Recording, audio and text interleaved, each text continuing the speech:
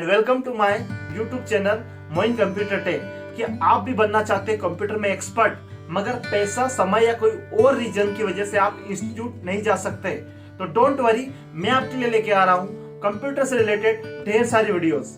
तो अभी हम लोगों का एक सीरीज चल रहा है माइक्रोसॉफ्ट एक्सेल का, जहाँ पे हम लोगों ने अभी तक टोटल 22 क्लासें कंप्लीट कर ली है। अगर आप लोगों ने क्लासें अटेंड नहीं करी है तो नीचे डिस्क्रिप्शन में प्लेलिस्ट का लिंक दिया हुआ है, वहां जाके आप लोग स्टेप बाय स्टेप क्लास को ले सकते हैं। आज हम सीखेंगे 23 नंबर का क्लास।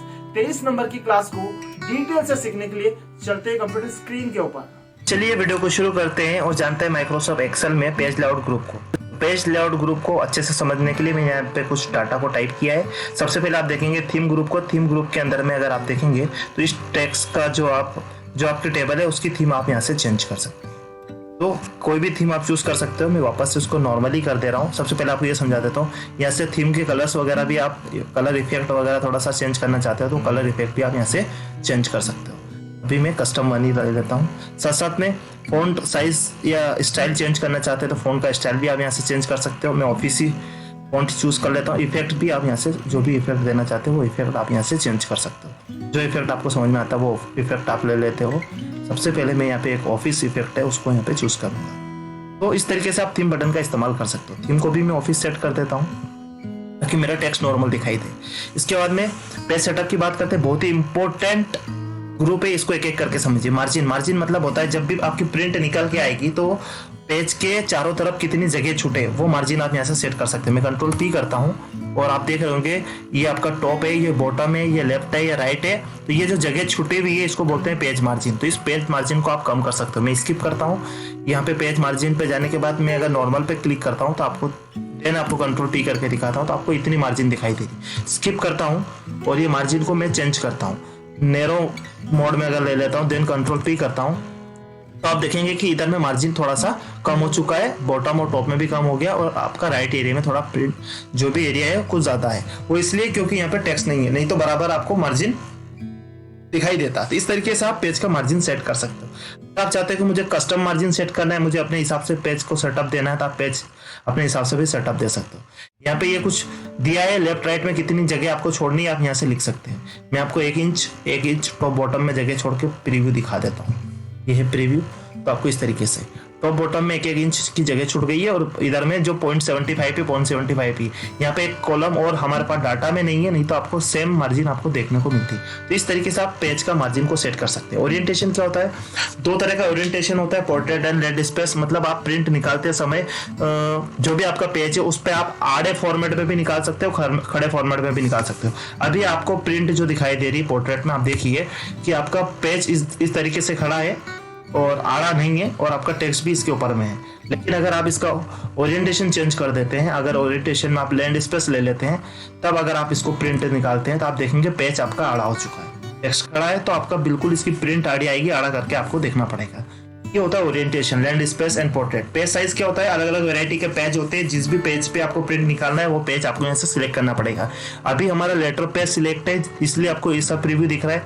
अगर आप A4, A5 या B4, B5 भी सिलेक्ट कर सकते हो। लीगल पेज या और भी कोई एग्जीक्यूटिव पेज वगैरह अगर आप लेना चाहते हो ले सकते हैं। A5 थोड़ा छोटा पेज होता है, A4 थोड़ा उससे बड़ा होता है और A3 उससे भी बड़ा होता है। लीगल पेज जो भी आपका कोर्ट वगैरह में पेज यूज होता है वो आपका लीगल पेज होता है। तो जिस भी पेज पे आप प्रिंट निकालना चाहते हो उसको आप देख सकते हैं। अब लेटर पे अगर आप इसका प्रीव्यू देखेंगे तो आपको अब दिखाता हूं मैं कंट्रोल P।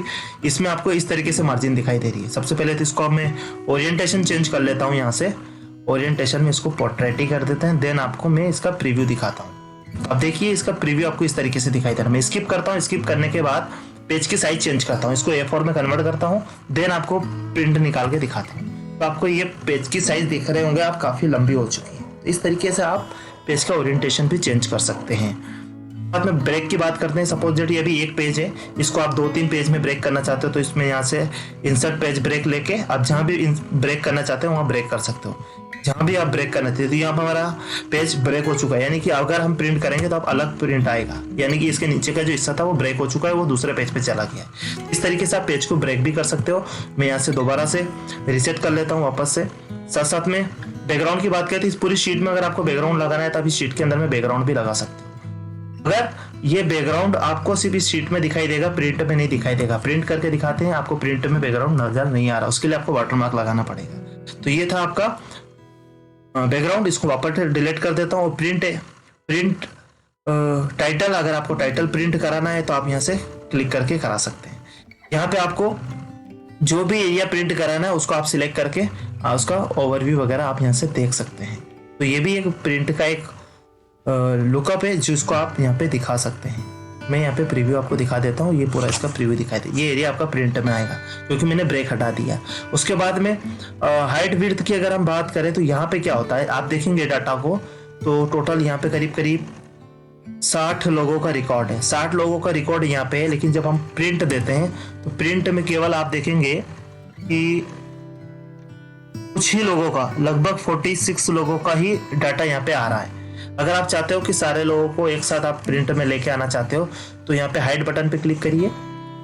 जब आप हाइड बटन पे क्लिक करेंगे और ऑटोमेटिक को आप पेज नंबर 1 सेट कर दीजिए तो ये ऑटोमेटिक इसका परसेंटेज घट के 78 हो जाएगा, 100 से 78। देन आप कंट्रोल पी करके देखेंगे तो आपका 60 का 60 डाटा टोटल यहाँ पे दिखाई दे रहा है। तो अगर आपको प्रिंट ओवर जा रहा है, दूसरे पेज पे जा रहा है, एक ही पेज पे करना है तो आप इसकी हाइट बढ़ा सकते हैं। इसी तरीके से विड्थ में भी काम करता है। अब मैं इसको कंट्रोल पी दिखाता हूँ जहाँ पे आपको संस्कृत भी कवर हो रहा है। कुछ कॉलम है जो इससे बाहर जा रहे हैं तो आप उस सिचुएशन में क्या कर सकते हैं, इसकी विड्थ को कंट्रोल कर सकते हैं। विड्थ को लेके पेज नंबर 1 पे कंट्रोल करके देन आप प्रिंट निकालेंगे तो इसका भी परसेंटेज घट गया है। देन आप प्रिंट में भी निकाल सकते हो। वैसे तो हमारा प्रिंट ज्यादा नहीं है, अगर ओवर कॉलम होते तो आप उसको भी कंट्रोल कर सकते थे। इस तरीके से आप अच्छे खासे डाटा को एक पेज पे आप लेके आ सकते हो।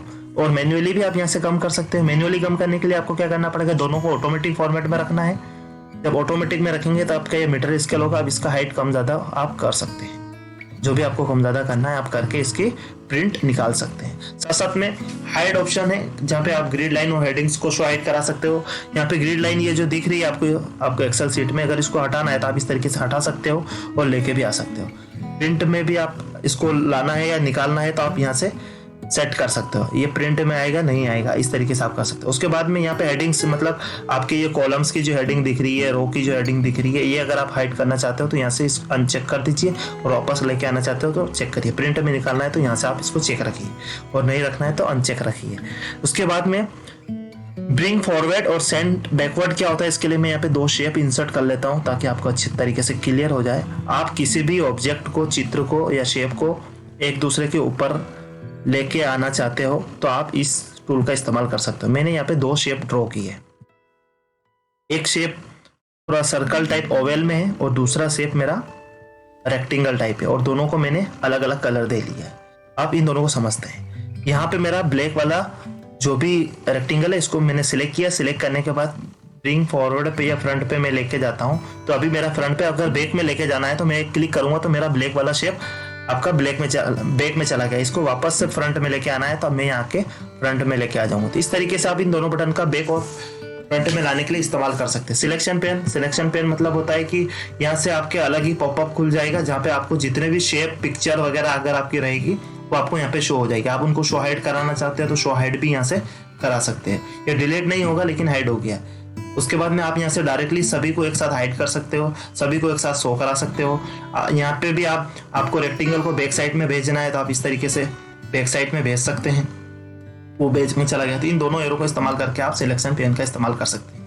अलाइनमेंट की अगर बात करें तो आप ये देख रहे होंगे दो शेप है, इन दोनों को सिलेक्ट करिए और इन दोनों को एक दूसरे के अलाइन आप कर सकते हो। कहाँ अलाइन करना है, दोनों को एक दूसरे के सेंटर करना है तो मैं सेंटर अलाइन कर देता हूँ। अभी तो ये इस तरीके से सेंटर हो गया है। उसके बाद में आपको अगेन सेंटर क्लिक कर देना है तो सेंटर, और लेफ्ट राइट अलाइन करना है तो लेफ्ट राइट भी अलाइन आप कर सकते हो इस तरीके से। ये दोनों एक दूसरे के अलाइन हो रहे हैं तो आप एक दूसरे को अलाइन इस तरीके से।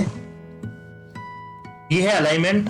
अलाइनमेंट के बाद में रोटेशन की बात करें तो सबसे पहले ग्रुप समझ लेते हैं। ग्रुप क्या है, यहाँ पे एक पिक्चर है, ये एक शेप है, ये एक शेप है। इन दोनों को मैं अलग अलग मूव कर रहा हूँ अभी, लेकिन अगर आप इनको ग्रुप कर देंगे शिफ्ट के साथ, दोनों को सिलेक्ट करिए। सिलेक्ट करने के बाद ग्रुप बटन पे जाके ग्रुप पे क्लिक कर दीजिए तो अभी ये दोनों एक ही शेप बन चुके हैं, ये ग्रुप हो चुके हैं। इसी तरीके से अगर आप इनको वापस से अनग्रुप करना चाहते हैं तो अनग्रुप भी कर सकते हैं। अब दोनों अलग चीजें हैं, अनग्रुप करने, ये दोनों अलग चीजें हैं, दोनों अलग अलग आप मूव ऑन करा सकते हैं। दोनों का शेप चेंज, इफेक्ट सारा चेंज कर सकते हैं। इसके बाद में रोटेशन की बात करें तो आप इन शेप को रोटेट भी कर सकते हैं, जैसा भी अपनी फैसिलिटीज के हिसाब से जो करना है, ये रोटेशन भी आप कर सकते हैं। तो ये था आपका पेज लेआउट ग्रुप। उम्मीद है आप लोगों को बहुत अच्छी तरीके से समझ में आया होगा। अगर वीडियो पसंद आई तो प्लीज वीडियो को लाइक करिए, शेयर करिए, कमेंट करिए। अभी तक चैनल को सब्सक्राइब नहीं किया है तो प्लीज चैनल को सब्सक्राइब कर लीजिए, ताकि जब भी अगली क्लास की वीडियो अपलोड हो नोटिफिकेशन आप लोगों को मिल जाए और आपकी कोई क्लास मिस ना हो। तो चलिए लेते हैं आप लोगों से विदा, मिलते हैं किसी अगली क्लास के अंदर में। Wish you all the best, thank you and take care.